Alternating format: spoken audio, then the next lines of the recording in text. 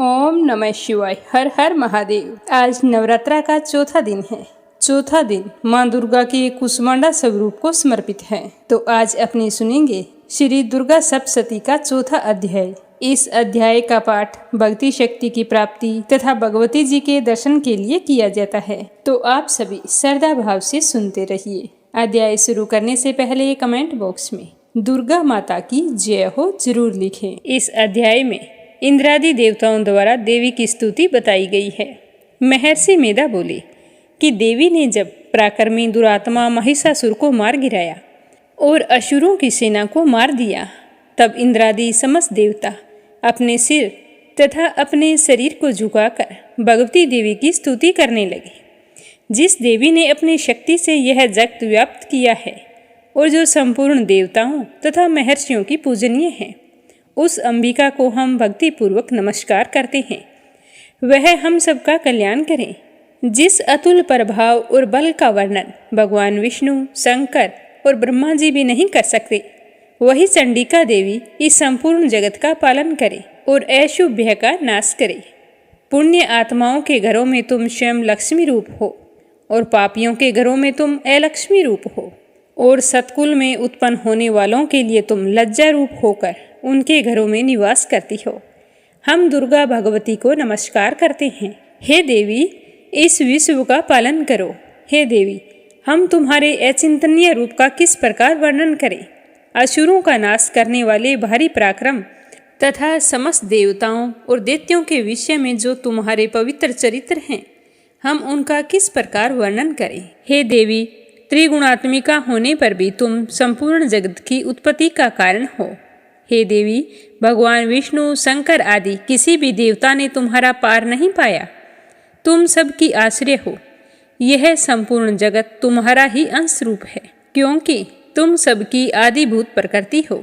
हे देवी, तुम्हारे जिस नाम के उच्चारण से संपूर्ण यज्ञों में सब देवता तृप्ति लाभ करते हैं, वह स्वहा तुम ही हो।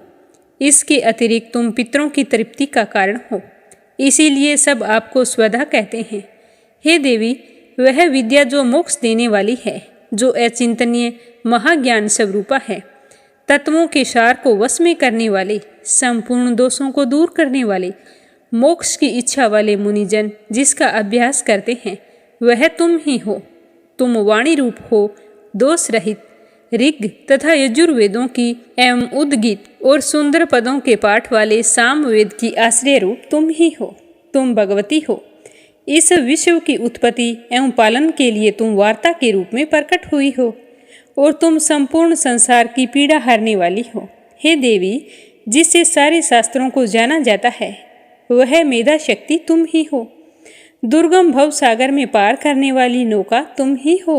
लक्ष्मी रूप से विष्णु भगवान के हृदय में निवास करने वाली और भगवान महादेव द्वारा सम्मानित गौरी देवी तुम ही हो। मंद मुस्कान वाले, निर्मल पूर्णचंद बिंब के समान और उत्तम सोने की मनोहर कांति से कामिन्य तुम्हारे मुख को देखकर भी महिषासुर क्रोध में भर गया। यह बड़े आश्चर्य की बात है। और हे देवी, तुम्हारा यही मुख जब क्रोध से भर गया तो उदय काल के चंद्रमा की भांति लाल हो गया, तनी हुई बहों के कारण विकराल रूप हो गया। उसे देखकर भी महिषासुर के शीघ्र प्राण नहीं निकले। यह भी बड़ी आश्चर्य की बात है। आपके कुपित मुख के दर्शन करके भला कौन जीवित रह सकता है। हे देवी, तुम हमारे कल्याण के लिए प्रसन्न हो जाओ। आपके प्रसन्न होने से इस जगत का अभ्युदय होता है, और जब आप क्रोधित हो जाती हैं तो कितने ही कुलों का सर्वनाश हो जाता है। यह तो हमने अभी अभी जाना है कि जब तुमने महिषासुर की बहुत बड़ी सेना को देखते ही देखते मार दिया है। हे देवी, सदा प्रताप देने वाली तुम जिस पर प्रसन्न हो जाती हो, वही देश में सम्मानित होते हैं। जिनके धन यश की वृद्धि होती है, उनका धर्म कभी भी स्थिर नहीं होता, और उनके यहाँ अधिक पुत्र और पुत्रियाँ और नौकर होते हैं। हे देवी, तुम्हारी कृपा से ही धर्मात्मा पुरुष प्रतिदिन श्रद्धापूर्वक यज्ञ करता है और धर्माकुल आचरण करता है, और उसके प्रभाव से स्वर्गलोक में जाता है, क्योंकि तुम 3 लोकों में मनवांछित फल देने वाली हो। हे माँ दुर्गे, तुम स्मरण करने पर संपूर्ण जीवों के भय नष्ट कर देती हो और स्थिर चित्त वालों के द्वारा चिंतन करने पर उन्हें और भी अत्यंत मंगल कर देती हो। हे दरिद्र दुखनाशिनी देवी, तुम्हारे सिवा दूसरा कौन है? तुम्हारा चित्त सदा दूसरों के उपकार में लगा रहता है। हे देवी, तुम स्त्रियों को इसीलिए मारती हो कि उनके मारने से दूसरों को सुख मिलता है। वह चाहे नरक में जाने के लिए चिरकाल तक पाप करते हों, किंतु तुम्हारे साथ युद्ध करके सीधे स्वर्ग को जाएं, इसीलिए तुम उनका वध करती हो। हे देवी, क्या तुम दृष्टिपात मात्र से समस्त असुरों को वशम नहीं कर सकती? अवश्य ही कर सकती हो, किंतु तुम्हारा स्त्रियों को शस्त्रों के द्वारा मारना इसीलिए है कि शस्त्रों के द्वारा मरकर वे स्वर्ग को जावें। इस तरह से हे देवी, उन स्त्रियों के प्रति भी तुम्हारे मन में विचार उत्तम है। देवी, तुम्हारे उग्र खड़क की चमक से और त्रिशूल की नोक की कांति की किरणों से असुरों की आंखें फूट नहीं गई। उसका यह कारण था कि वे किरणों के शोभायमान तुम्हारे चंद्रमा के समान आनंद प्रदान करने वाले सुंदर मुख को देख रहे थे। हे देवी, तुम्हारा शील बुरे वृतांत को दूर करने वाला है और सबसे अधिक तुम्हारा रूप है, जो ना तो कभी चिंतन में आ सकता है और ना ही इसकी किसी दूसरों से तुलना की जा सकती है। तुम्हारा बल व पराक्रम स्त्रियों का नाश करने वाला है। इस तरह तुमने स्त्रियों पर दया प्रकट की है। हे देवी, तुम्हारे बल की किसके साथ बराबरी की जा सकती है, तथा स्त्रियों को भय देने वाला इतना सुंदर रूप और किसका हो सकता है? हृदय में कृपा और युद्ध में निठुरता, यह दोनों बातें तीनों लोकों में केवल तुम में ही दिखाई देती है। हे माता, युद्ध भूमि में स्त्रियों को मारकर तुमने उन्हें स्वर्ग लोक में पहुंचाया है। इसी तरह तीनों लोकों की तुमने रक्षा की है, तथा उन उन्मत्त असुरों से जो हमें भय था उसको तुमने दूर कर दिया है। तुमको हम नमस्कार करते हैं। हे देवी, तुम शूल तथा खड्ग से हमारी रक्षा करो, घंटे की ध्वनि और धनुष की टंकोर से हमारी रक्षा करो। हे चंडिके, आपने अपने शूल को घुमाकर पूर्व, पश्चिम, उत्तर तथा दक्षिण दिशा में हमारी रक्षा करो। तीनों लोकों में जो तुम्हारे सौम्य रूप हैं तथा घोर रूप हैं, उनसे हमारी रक्षा करो। इस पृथ्वी की रक्षा करो। हे अंबिका, आपके कर पलवों में जो खड्ग, शूल और गदा आदि शस्त्र शोभा पा रहे हैं, उनसे हमारी रक्षा करो। इस प्रकार जब सब देवताओं ने जगत माता भगवती देवी की स्तुति और नंदन वन के पुष्पों तथा गंध अनुलेपों द्वारा उनका पूजन किया और फिर सबने मिलकर सुगंधित व दिव्य पुष्पों द्वारा उनको सुगंधि निवेदन की, तब देवी ने प्रसन्न होकर कहा कि हे देवताओं, तुम सब मुझसे मनोवांछित वर मांगो। देवता बोले कि हे भगवती, तुमने हमारा सब कुछ कार्य कर दिया है, अब हमारे लिए कुछ भी मांगना शेष नहीं रहा, क्योंकि तुमने हमारे शत्रु महिषासुर को मार डाला है। हे महेश्वरी, इसके बाद भी तुम अगर कोई वरदान देना चाहती हो तो बस इतना सा वरदान दो कि जब जब हम आपका स्मरण करें तब तब आप हमारी विपत्तियों को हरने के लिए हमें दर्शन दिया करें। हे अंबिका, जो कोई भी तुम्हारी स्तुति करे, तुम उनको वित्त समृद्धि और वैभव देने के साथ उनके धन और स्त्री आदि संपत्ति बढ़ाना और सदा प्रसन्न रहना। देवताओं ने जब जगत के लिए तथा अपने लिए इस प्रकार प्रसन्न किया तो तथास्तु कहकर देवी अंतर्ध्यान हो गई। जिस प्रकार तीनों लोकों का हित सहने वाली यह भगवती देवताओं के शरीर से उत्पन्न हुई थी, वह सारा वृतांत मैंने तुमसे कह दिया है। और इसके पश्चात दुष्ट असुरों और शुभ निशुंभ का वध करने और सब लोकों की रक्षा करने के लिए जिस प्रकार गौरी देवी के शरीर से उत्पन्न हुई थी, वह सारा वृतांत मैं तुम्हें सुनाता हूँ। ध्यानपूर्वक सुनना। बोलो दुर्गा माता की जय हो। श्री दुर्गा सप्तशती का चौथा अध्याय समाप्त हुआ। कल अपने सुनेंगे 5वां अध्याय। 5वें अध्याय में देवताओं द्वारा देवी की स्तुति और चंड मुंड के मुख से अंबिका के रूप की प्रशंसा सुनकर शुंभ का उनके पास दूत भेजना और दूत का निराश लौटना। इस अध्याय में अपने सुनेंगे कि जब शुंभ का दूत अंबिका के पास गया था तो अंबिका ने क्या कहा था और वापिस आकर दूत ने शुंभ को क्या बताया था। यही सब कुछ जानने के लिए श्री दुर्गा सप्तशती के 5वें अध्याय को जरूर सुनना। अब अपने सुनते हैं नवरात्रा व्रत कथा, जो नवरात्रा के 9 दिनों तक नियम पूर्वक सुननी चाहिए। बोलो दुर्गा माता की जय हो। एक समय की बात है, एक छोटा सा लड़का अपनी दादी से हमेशा गणेश जी की कहानियाँ सुनता था। उसकी माँ गणेश जी की परम भक्त थी, तो कहानी सुनते सुनते उसे लगा कि क्यों ना मैं भी गणेश जी से मिलकर आऊं। और हमारे घर में इतनी गरीबी है, दरिद्रता है, तो गणेश जी से मिलूंगा तो सबके बारे में बताऊंगा, फिर मैं भी धनवान हो जाऊंगा। तो यह सोचकर घर छोड़कर निकल गया। चलते चलते वह घने जंगल में पहुंच गया।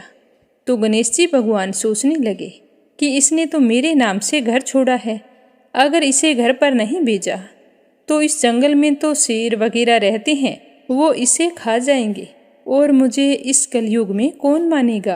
तो यह सोचकर विनायक जी ने बूढ़े ब्राह्मण का वेश धारण किया और उस लड़के के सामने आए और बोले कि बेटा, तू कहाँ जा रहा है।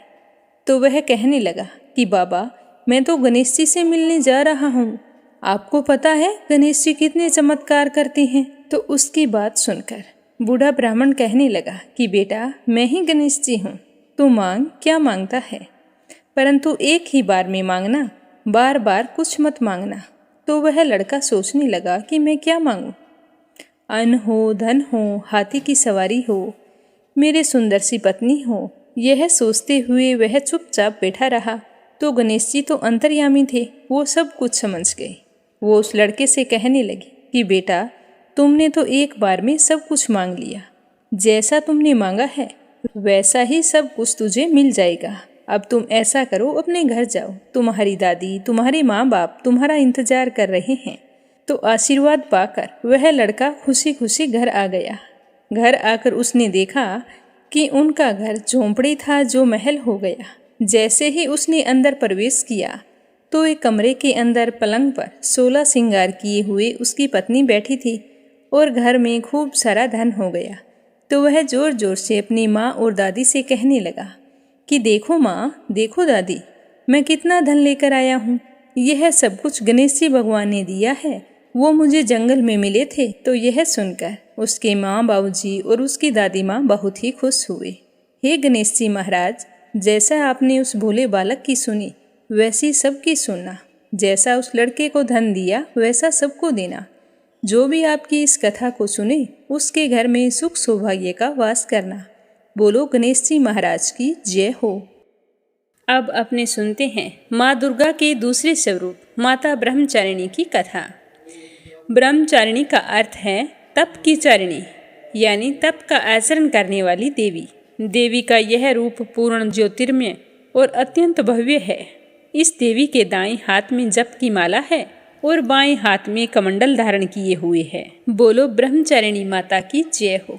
पूर्व जन्म में इस देवी ने हिमालय के घर पुत्री के रूप में जन्म लिया था और नारद जी के उपदेश से भगवान शंकर को पति के रूप में पाने के लिए बहुत ही कठिन तपस्या की थी। इस कठिन तपस्या के कारण ही इन्हें ब्रह्मचारिणी नाम से अभिहित किया गया। तपस्या के दौरान 1000 वर्ष तक इन्होंने केवल फल फूल खाकर ही बिताए थे और 100 वर्षों तक केवल जमीन पर रहकर साग पर निर्वाह किया था। कुछ दिनों तक कठिन उपवास रखे, खुले आकाश के नीचे वर्षा और धूप में घोर कष्ट सही, 3000 वर्षों तक टूटे हुए बिल्व पत्र खाए, फिर भी भगवान शंकर जी की आराधना करती रही। इसके पश्चात उन्होंने सूखे बिल्व पत्र खाने भी छोड़ दिए। कई हजार वर्षों तक निर्जल और निराहार रहकर तपस्या करती रही। सूखे बिल्व पत्रों को खाना छोड़ देने के कारण ही इनका नाम अपर्णा पड़ा। कठिन तपस्या के कारण देवी का शरीर एकदम से क्षीण हो गया। देवता, ऋषि, सिद्धगण, मुनि सभी ने ब्रह्मचारिणी की तपस्या को अभूतपूर्व पुण्य कृत्य बताया और खूब सराहना की और कहा कि हे देवी, आज तक किसी ने भी इस तरह की कठोर तपस्या नहीं की है। इतनी कठिन तपस्या केवल तुम ही से संभव हुई है। तुम्हारी मनोकामना जरूर परिपूर्ण होगी। भगवान चंद्रमौली शिव जी तुम्हें पति के रूप में जरूर प्राप्त होंगे। हमारा ये आशीर्वाद है। अब तुम तपस्या छोड़कर घर लौट जाओ। तुम्हारे पिताजी तुम्हें ढूंढ रहे हैं। फिर भी देवी तपस्या करती रही तो भगवान शिव जी का सिंहासन हिल गया। तो शिव जी ने देवी की परीक्षा लेने के लिए सप्त ऋषियों को भेजा। तो सप्त ऋषियों ने जाकर कई तरह से देवी को भड़काने का प्रयास किया, लेकिन देवी तो सिर्फ भगवान शंकर जी का नाम ही जप रही थी। तो वो तो उन्हें प्रणाम करके वापस लौट आई। आकर शिवजी को बताया कि देवी तो अपने निश्चय पर अटल है, वो किसी भी तरह से अपना निश्चय नहीं बदलने वाली। तो भगवान शंकर ने देवी की खुद परीक्षा लेने की सोची और मगरमच्छ बनकर देवी की परीक्षा ली। उस परीक्षा में भी देवी सफल हो गई। तो भगवान शंकर ने स्वयं दर्शन देकर देवी से कहा कि मैं तुम्हारी तपस्या से बहुत ही प्रसन्न हूँ और तुम्हें अर्धांगिनी के रूप में वरण करूँगा, ये मेरा वचन है। अब तुम घर जाओ, तुम्हारे पिताजी तुम्हारी राह देख रहे हैं। तो देवी इस तरह का आशीर्वाद पाकर घर आ गई। उसके बाद में भगवान शंकर जी का देवी के साथ विवाह हुआ था। बोलो ब्रह्मचारिणी माता की जय हो। अब अपने सुनते हैं नवरात्रा व्रत की कथा, जिसे नवरात्रा के 9 दिन पूरे श्रद्धा भाव से रोजाना सुनना चाहिए। बोलो दुर्गा माता की जय हो। एक समय की बात है, गुरु बृहस्पति देव पितामह ब्रह्मा जी से बोले कि हे ब्रह्मांड श्रेष्ठ, चैत्र व अश्विनी मास के शुक्ल पक्ष में नवरात्रा का व्रत और उत्सव क्यों मनाया जाता है? इस व्रत का क्या फल है? इसे किस प्रकार से करना चाहिए? पहले के समय में इस व्रत को किसने किया है? मुझे विस्तार पूर्वक बताइए। गुरु बृहस्पति का ऐसा प्रश्न सुनकर पितामह ब्रह्मा जी ने कहा कि हे बृहस्पति, प्राणियों के हित की इच्छा से तुमने बहुत ही अच्छा प्रश्न किया है। जो मनुष्य मनोरथ पूर्ण करने वाली दुर्गा, महादेव, सूर्य और नारायण का ध्यान करते हैं, वे मनुष्य धन्य हैं। यह नवरात्रा व्रत संपूर्ण कामनाओं को पूर्ण करने वाला है। इसके करने से पुत्र की कामना करने वाले को पुत्र, धन की लालसा रखने वाले को धन, विद्या की चाहना करने वाले को विद्या और सुख की इच्छा करने वाले को सुख मिलता है। इस व्रत को करने से रोगी मनुष्य का रोग दूर हो जाता है। मनुष्य की संपूर्ण विपत्तियां दूर होकर घर में सुख समृद्धि का वास होता है। बांझ को पुत्र की प्राप्ति होती है। समस्त पापों से छुटकारा मिल जाता है। मन का मनोरथ सिद्ध हो जाता है। जो मनुष्य नवरात्रा व्रत को नहीं करता है, वह अनेक दुखों को भोगता है और अनेक कष्ट व रोगों से पीड़ित रहता है। अंगहीनता को प्राप्त होता है। उसकी संतान नहीं होती। वह धन धान्य से रहित होता है। भूख और प्यास से व्याकुल हुआ घूमता फिरता है तथा संज्ञाहीन हो जाता है। जो सुहागिन महिला इस व्रत को नहीं करती है, वह पति सुख से वंचित होकर नाना प्रकार के दुखों को भोगती है। यदि व्रत करने वाला मनुष्य सारे दिन का उपवास ना भी कर सके तो एक समय भोजन करे। 10 दिन बांधुओं सहित नवरात्रा की व्रत कथा अवश्य सुने। हे बृहस्पति, जिसने पहले के समय में इस महाव्रत को किया था, वह कथा मैं आज तुम्हें सुनाता हूँ। तुम ध्यानपूर्वक सुनना। इस प्रकार पितामह ब्रह्मा जी का वचन सुनकर गुरु बृहस्पति जी बोले कि हे ब्राह्मण मनुष्यों का कल्याण करने वाले, इस व्रत के इतिहास को मेरे लिए तुम कहो। मैं बहुत ही ध्यान लगाकर सुनूंगा। आज मैं आपकी शरण में आया हूँ, आप मुझ पर कृपा करो। तो पितामह ब्रह्मा जी कहने लगे कि प्राचीन काल में मनोहर नगर में पीठत नाम का एक अनाथ ब्राह्मण रहता था। वह भगवती दुर्गा का भगत था। उसके संपूर्ण सद्गुणों से युक्त सुमति नाम की एक कन्या थी। वह कन्या बहुत ही सुंदर थी। वह अपने पिता के घर में बाल्यकाल में अपनी सहेलियों के साथ क्रीड़ा करती हुई इस प्रकार बढ़ने लगी, जैसे शुक्ल पक्ष में चंद्रमा की कलाई बढ़ती है। उसका पिताजी प्रतिदिन जब दुर्गा माँ की पूजा करके हवन करता था, तो वह लड़की अपने पिताजी के साथ वहाँ पर रोजाना उपस्थित रहती थी। तो एक दिन सुमति अपनी सखियों के साथ खेल रही थी और खेल खेल में उसे भगवती के पूजन का ध्यान नहीं आया, तो वह पूजा में आना भूल गई।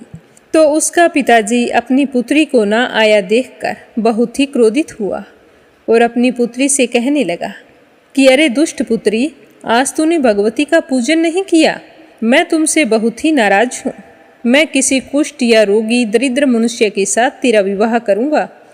तो पिता का ऐसा वचन सुनकर सुमति को बड़ा ही दुख हुआ। वह अपने पिताजी से कहने लगी कि हे पिताजी, मैं तो आपकी कन्या हूँ, सब तरह से आपके अधीन हूँ। जैसी आपकी इच्छा हो आप वैसा ही कीजिए। राजा से, कुष्ठी से, दरिद्र से अथवा जिसके साथ तुम्हारा मन हो उसके साथ मेरा विवाह कर दीजिए, पर होगा वही जो मेरे भाग्य में लिखा है। मेरा तो अटल विश्वास है कि जो जैसा कर्म करता है कर्मों के अनुसार उसे वैसा ही फल प्राप्त होता है, क्योंकि कर्म करना मनुष्य के अधीन है पर फल देना ईश्वर के अधीन है। तो इस तरह की बातें सुनकर जैसे अग्नि में घी डालो तो वो भड़क उठती है, उसी प्रकार उस कन्या के निर्भयता से कहे हुए वचन सुनकर उसका पिताजी क्रोधित हो गया और अपनी कन्या का विवाह एक कुष्ठी व्यक्ति के साथ कर दिया और अत्यंत क्रोधित होकर पुत्री से कहने लगा कि अरे ओ पुत्री, तुम अपने कर्म का फल भोगो, मैं भी तो देखता हूँ कि भाग्य के भरोसे रहकर तुम क्या करती हो और क्या खाती हो। तो पिताजी के ऐसे कटु वचनों को सुनकर सुमति मन में विचार करने लगी कि मैं बड़ी दुर्भागिनी हूँ जिसे ऐसा पति मिला है। इस तरह वह अपने दुख का विचार करती हुई अपने पति के साथ वन में चली गई और डरावने कुशायुक्त उस निर्जन वन में उन्होंने वह रात बड़े ही कष्ट से व्यतीत की। उस गरीब बालिका की ऐसी दशा देखकर देवी भगवती उसके पूर्व जन्म के पुण्य प्रभाव से प्रसन्न होकर प्रकट होकर सुमति से कहने लगी कि हे दीन ब्राह्मणी, मैं तुमसे बहुत ही प्रसन्न हूँ, तुम जो चाहो वरदान मांग सकती हो। तो भगवती दुर्गा का यह वचन सुनकर सुमति कहने लगी कि आप कौन हैं और मुझसे प्रसन्न क्यों हैं। तो सुमति का ऐसा वचन सुनकर देवी ने कहा कि मैं आदिशक्ति भगवती हूँ और मैं ही ब्रह्म विद्या व सरस्वती हूँ।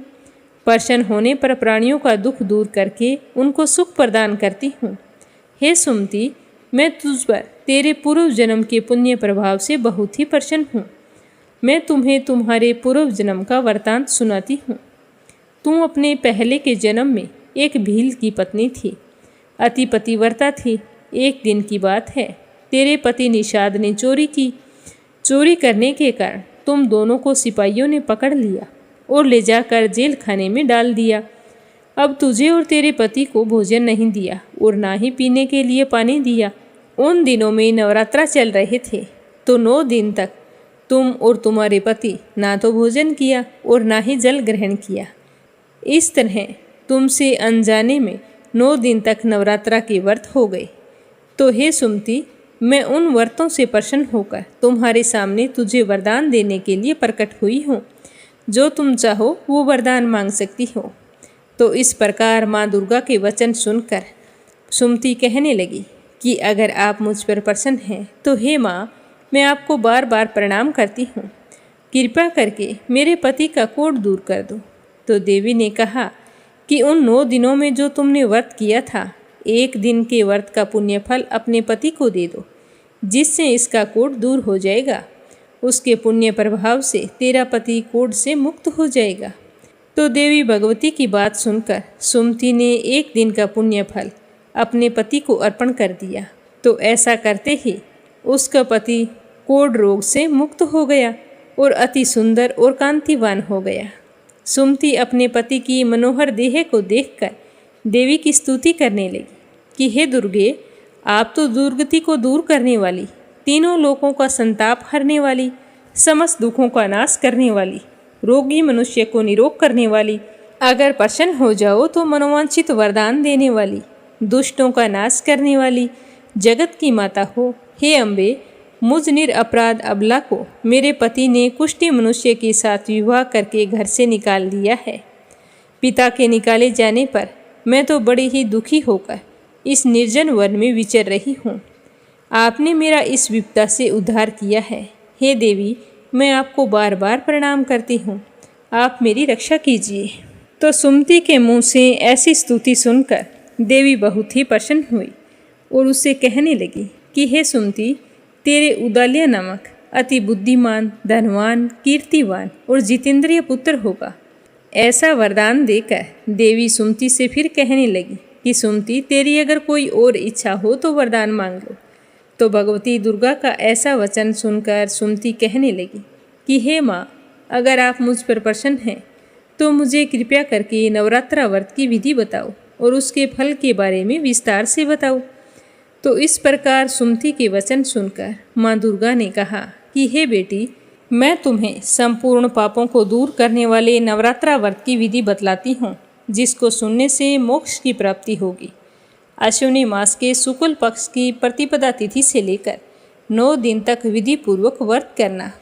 यदि दिन भर व्रत ना कर सकें तो एक समय भोजन करना, विद्वान ब्राह्मणों से पूछकर घट स्थापना करना और वाटिका बनाकर प्रतिदिन उसे जल से सींचना, महाकाली, महालक्ष्मी, महासरस्वती देवी की मूर्तियां स्थापित करके उनकी नित्य विधि सहित पूजा करना और पुष्पों से विधि पूर्वक अर्घ्य देना।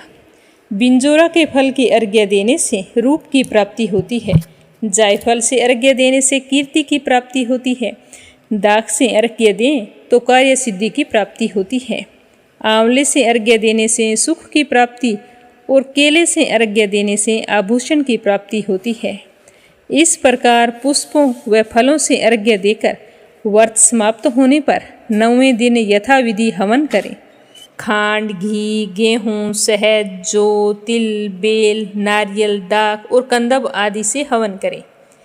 गेहूँ से होम करने से लक्ष्मी की प्राप्ति होती है। खीर एवं चंपा के पुष्पों से धन और बेल पत्तों से तेज व सुख की प्राप्ति होती है। आंवले से कीर्ति की और केले से पुत्र की, कमल से राज सम्मान की और दाखों से संपदा की प्राप्ति होती है।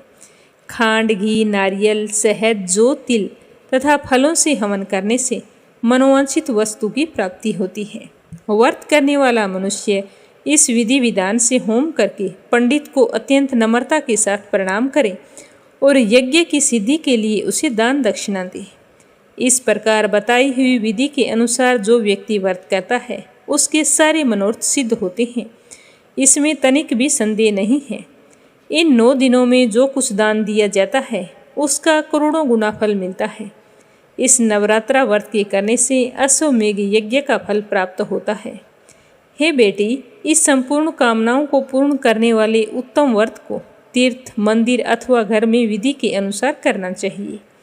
तो पितामह ब्रह्मा जी कहने लगे कि हे बृहस्पति, इस प्रकार सुमति को व्रत की विधि और फल बतलाकर देवी अंतर्ध्यान हो गई। जो मनुष्य या स्त्री इस व्रत को भक्ति पूर्वक करता है वह इस लोक में सुख प्राप्त करके अंत में दुर्लभ मोक्ष को प्राप्त होता है।